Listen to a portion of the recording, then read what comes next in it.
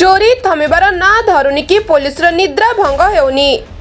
मयूरभंज जिले में चोरी थमिबार नाम धरुनी कि पुलिस तत्परता मध्य देखा मिलूना बोली बुद्धिजीवी महल में आलोचना हेउछि।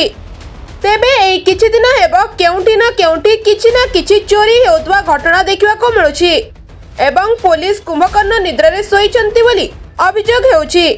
गतकाली रातिरे बेतनटी थाना जमबाणी फांडी दुर्गापुर पंचायत भालुक चुआ ग्राम रे थिबा ट्रांसफार्मर चोरी करी नेइथिबा जणा पड़िछि। मात्र चोर माने ट्रांसफार्मर टिकु तळकु ओलाई भाग भाग करी देथिले। ताहा मझिरे थिबा कॉइल टिकु नेई पळाइथिबा जणा पड़िछि। गुरुवार मध्य रात्रि रे ट्रांसफार्मर टी चोरी होइथिबार ए नेई जामबणी फांडी रे केस नंबर 235/24 नेई एक मामला रुजु होइछि बोली जणा पड़िछि।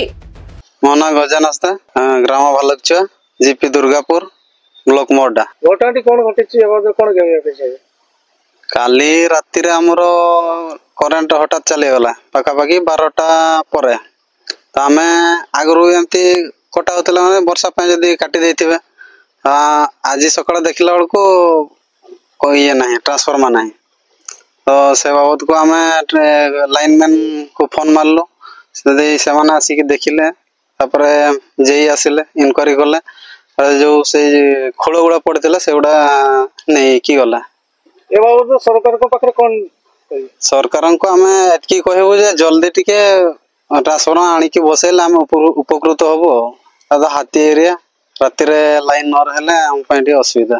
Bureau report Bhanjayukta news.